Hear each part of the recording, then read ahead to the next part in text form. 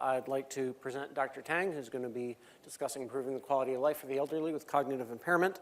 Dr. Tang completed his undergraduate in electrical engineering at MIT, after which he earned his MD and PhD at Penn, and then he did his residency at Johns Hopkins. He is currently a professor of neurology at the University of Maryland, and recently he has grown very interested in the junction of medicine and technology. So please join me in welcoming Dr. Tang to the stage. Yeah. Thanks for allowing me to give this talk. It's mainly what I'm going to talk about is not telling what I have done and new technologies. I'm going to present an idea that really could use a lot of help from your field, and which will help society in a major, major way. You know, I consider myself a physician scientist, and I'm always thinking of at the interface between technology, emerging technologies, and healthcare, and in particular ones that have been not adequately addressed. And so one of the greatest challenges for society and healthcare is what to do about how do we manage and care for the elderly who's starting to have some cognitive impairment? This is probably going to happen to a lot of your parents and maybe you when you grow that age. And so it's a very important problem. And in fact, this is not just my belief. NIH, has seen an evolution in recent years. It has dementia and the aging has displaced cancer and heart disease as a #1 priority for NIH funding.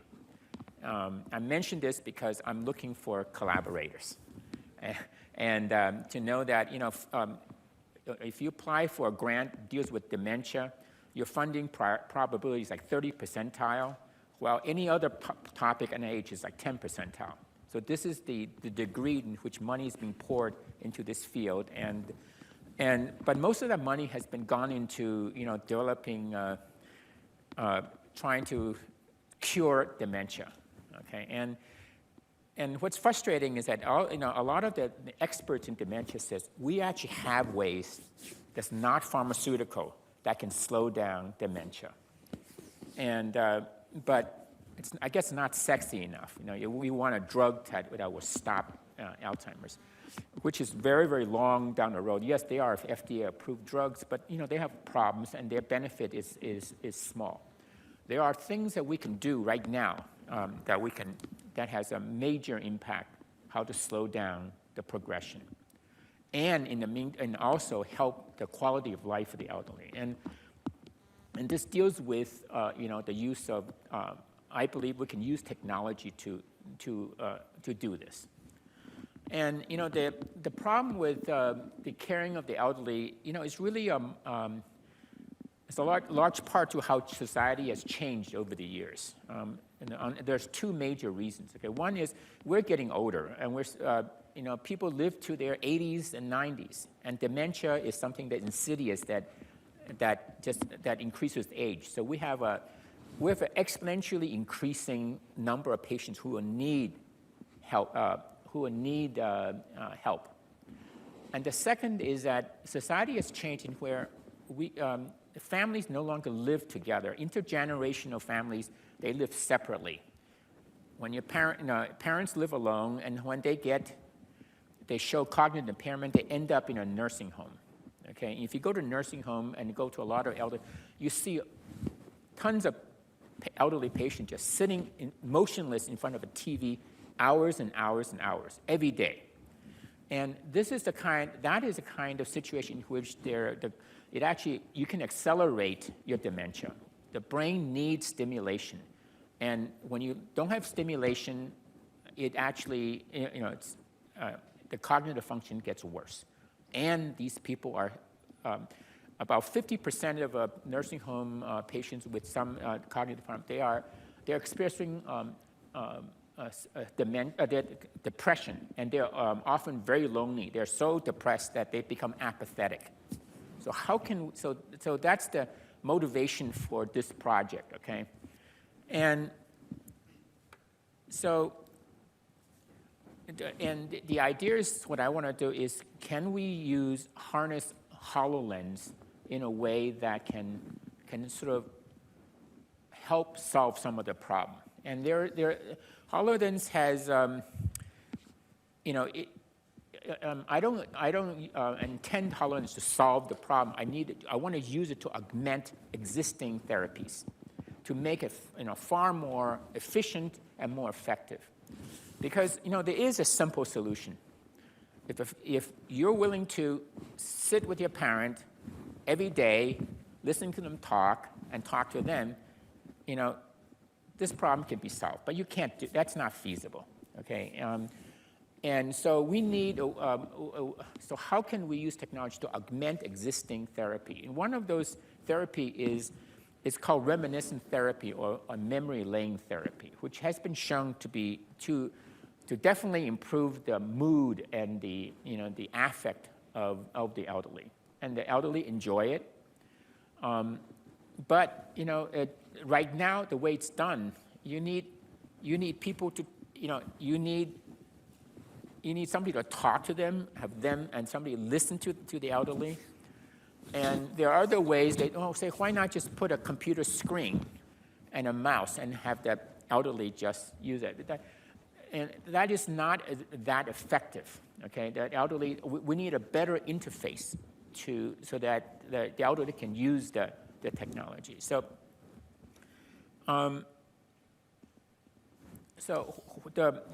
what I'm, let me see, I forgot what the next slide is. Okay, yes, this is, how does reminiscence therapy or memory lane therapy help the elderly? Okay, how does it make them feel better about themselves? Why do they enjoy doing it? It's because, it reminds them of what happened in their past. It gives them a sense of self-esteem that they have accomplished certain things that they forgot, that things that, the people they have close to where they don't see anymore, and about,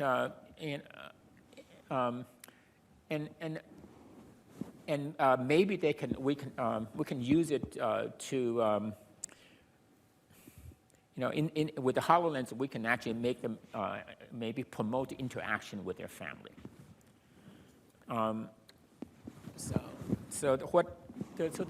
There are steps that I need to develop in order to make this happen. Okay. Okay, and one of them is I want to develop an app that will assist the family to gather and create the memory content for the HoloLens. See, a therapist can't know everything. The family often feel guilty. They want to help. They actually want to take care of their parents or grandparents. And so what I want to do is create a cloud of memory. In fact, like hundreds and hundreds of images, videos, stories they can say, and put it in like a cloud in which the elderly can actually access and use whenever they want. Okay, and so that's one of the steps which I'll talk about a little bit later. And then two, I need to create. I believe the interface with the HoloLens is better than a computer screen and a mouse. So I need something that is immersive but not disorienting, because virtual reality is something that you can't, the elderly just can't tolerate virtual reality because it's so disorienting. But if you have optical see-through, it feels real. And then and I want intuitive navigation. Okay. A mouse and a keyboard it's maybe too hard for the elderly to handle. And I want them so that they can touch, they can use the gesture. If you present little bits of images that if they like something, they will touch it, and then it will bring you to that memory. And then the content has to engage the elderly on an emotional level, not just a bit of facts. Something that will bring them back to their, emotionally engage them. This involves music, involves verbal, involves pictures of realistic images of their children, and then 3, I want to develop the means to monitor the response, so that if you want to apply for NIH grant, they want something to monitor you having an effect or not having effect. And the way we're going to do it is I want to use the eyes as a window into the cognitive state and the psychological state of the patient. And the HoloLens is perfect for that because you can create the scene, and they will, follow it. And in fact, this is Dr. Eastman here. We co-mentored a team that won 2nd place in our capstone team using the eyes as a monitor of alertness, attention span. And then lastly, the 4th one is my fantasy, I don't know anything about AI, but I know it can solve the problem if somebody is smart enough to do it. I want the patient to talk back, not just be a passive receiver of memory. I want to cue them, saying, like for example, if there's a picture of the guy's son, I say, well, what do you want to tell your son about some incident? Okay, I want them to be engaged, to be actively participate. And the problem is the elderly with cognitive problem, they often just repeat themselves over and over and over again, and it makes communication sort of impossible. So if it's and the children actually want, most children want to make their parents happy. Okay, but they can't just listen to the same old story 100 times. We forgot just what they just said. And so AI may be able to take the content and to sort them out. Are they repetitions or are they something novel? And because there are work done by famous people who say just because you're demented doesn't mean you have nothing useful to say, or some wisdom that you want to tell your children. But the children are so turned off by listening to the same thing. So I would like AI. If there's people here with AI expertise, I would love them. So if you can help me do natural language processing and to basically sort out what is novel, what is not novel, so that the children can actually respond by putting input back into the HoloLens. So these are the steps that I want to build in the HoloLens. So I want to just give an example of what the content should be, an example of a content, okay? So this is what I would actually be displayed in the HoloLens. And so, for example, there would be the woman there, and it would display this, and it says, it would be a voice, for example. It could be her husband saying, or children saying, your happiest place is when you're with your daughter, okay? And then there'll be music that can be played that associated with taking care of her daughter, and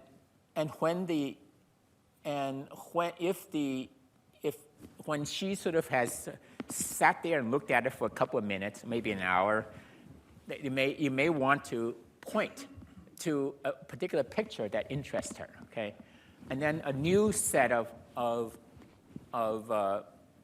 pattern would display, and with its own little prompts, some music, and so but the user can navigate the memory on a random basis rather than in a linear, like a PowerPoint presentation. So that eventually the most likely scenario is that people will tend to navigate to what pleases them. So they will end up in a happy place. And what I also want is include a lot of stories. Like maybe the children doesn't have 1,000 pictures, but they may have stories. do you remember when we went bicycling and I fell off the bicycle as a little kid? And so then you can say, so do you remember that? I could prompt the elderly to talk back, okay? And so it's a combination. I want an immersive display in which lots of that can navigate, and that has to be very large memory, not just 10 pictures. I want 1,000 frames, okay? And this is why this is better than going to a therapist. The therapist have no idea. But if the family has the time, they can actually gather images, videos, stories, music. So it has that's just a cloud. Now, the other thought I was having, if you want to make money, not just taking care of the elderly, you could do it for people who are not elderly person, a person who is retired. Let's say you're 70 years old and you're retired, and you're a little bored, but you always wanted to write an autobiography. And you can use this app that will help you. So start putting pictures in, so that over a year period you have created a story of your life, and what you have done. If you're very narcissistic, you can say all the great things you have done in your life, and you want to leave it to your children. Or when you become demented, you can actually look at it yourself. So this is another way, not just demented elderly patients, but it's for older people in general.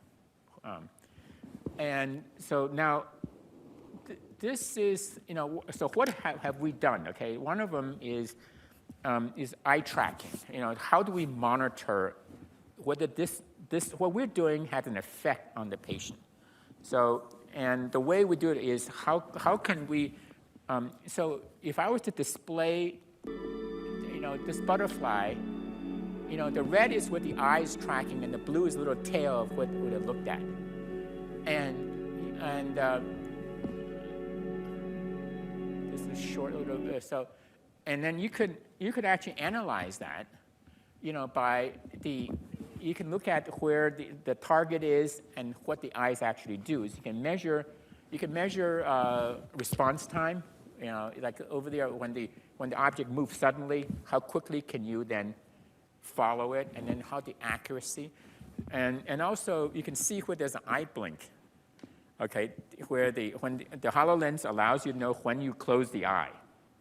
So when it goes to the eye, you see that it reaches 0. So there's also a way to monitor if the person is sleeping, doesn't want to watch this, just goes to sleep, or if the person is crying. Something emotionally, and they're tearing, and people blink. So you can actually monitor a number of parameters for efficacy. So that's actually all I have to say right now. And what I'm looking for is, if there are people who can help me I'm a clinician who spends most of the time seeing patients. I don't have time to develop the software, but I know how to get funding from agencies if we can actually put together some technology, and I'll set up the clinical trial, and it will. I'm actually 99% certain it will help the elderly. So I will stop there.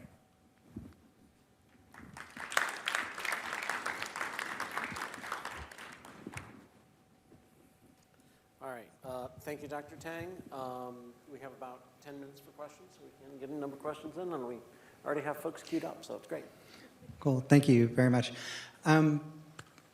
So thank you for this presentation. It's actually something that I've been looking at a personal level with family members that are kind of in the early stages of mild cognitive impairment. So the first question I kind of had is, does it specifically need to be HoloLens, or would you be open to other platforms? The main question I have for that is that the things that I've tried to do with using things like the Oculus Go or the Quest now or the HoloLens have a very high degree of friction. with the elderly sort of ability to onboard into the devices and navigate through them. But I think what I'm looking at in particular is what we've seen in the development or developer documentation for the Vision Pro, getting it into the Apple ecosystem, improving that content creation aspect of it to really kind of get that into a way that the problems that you're describing are exactly the problems that we're facing as a family right now, and it feels a little bit like a race against time a bit to capture a lot of these artifacts and memories and stories and things like that. So my first question is it specifically HoloLens or no, just HoloLens is the only thing. You see, only thing I know. Oh, gotcha. So I don't even know what the other technology you're mentioning. So, yeah. But anything. So whatever is most user friendly, okay, that allows the patient to control, and all I know is like a mouse or a keyboard is way too complicated, and something that has to feel real, rather than disorienting. That's all the criteria that's needed. So. Very cool. Maybe we can talk more after this. Yeah, I'll talk to anybody who is interested in helping me. Great talk, by the way. Well, the first is a comment. I would think the HoloLens and probably the Apple Vision Pro, unless it's early stage, it's too much for them already. Yeah. So you may want to take in the eye tracking. So like if you have that kaleidoscope of pictures, the ones they stare at the most automatically then present that and then go into your stories. So you use your attention statistics to be the interface. That's just a comment. The other one is I was wondering, with the chat GPT and deep fakes and things like that, it's not going to be long till we could have a younger version of the daughter that could talk to this person. Right. And I'm wondering if that's beneficial because it's more grounding, or it's bad because it's not anchoring them in time. Whether you would think that's good or bad. I think that's a good topic for a grant. Hey, by the way, great presentation. 3 quick things. First of all, I cannot collaborate with you. I'm busy with my job, so sorry about that. The other one, I beat you to it. You said autobiography. I actually have a music biography where basically goes down, when I was even before a teenager up to now, and that's what I use when I do my exercise. Not talking, but actually I hear this music and remember basically decades of my life. So I already did that.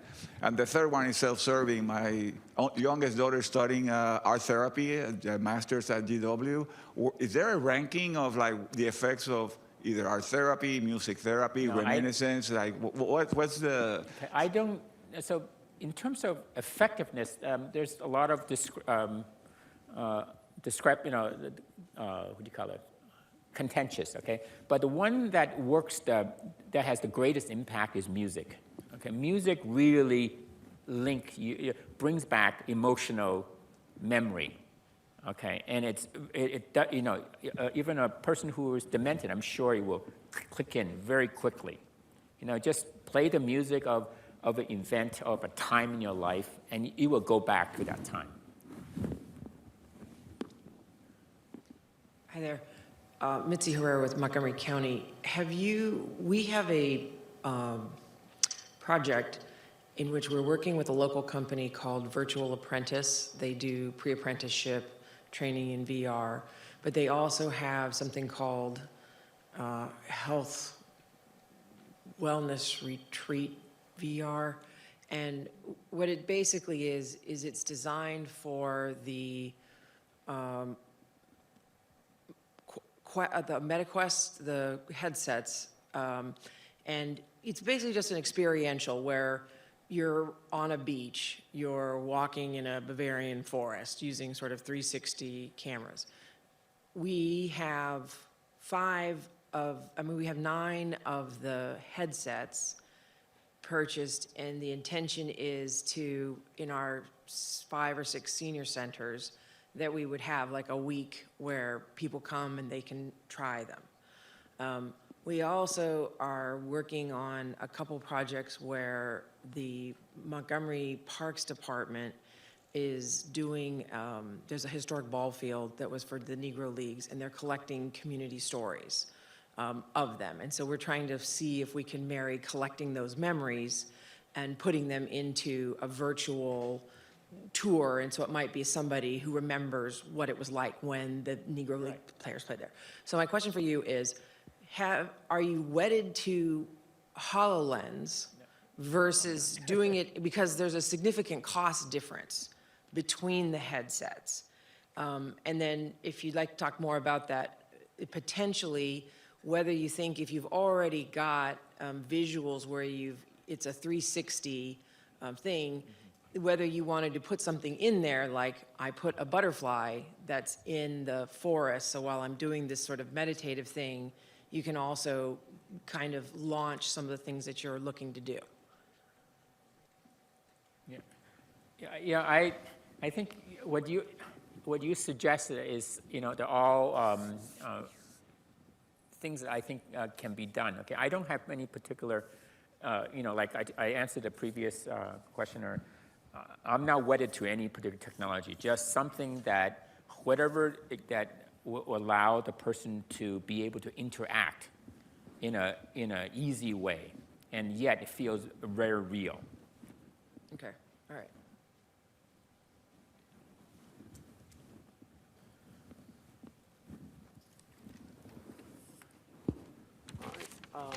So I think we will conclude questions. Thank you very much. And this was a great presentation. I appreciate it. So everybody, let's thank the doctor again.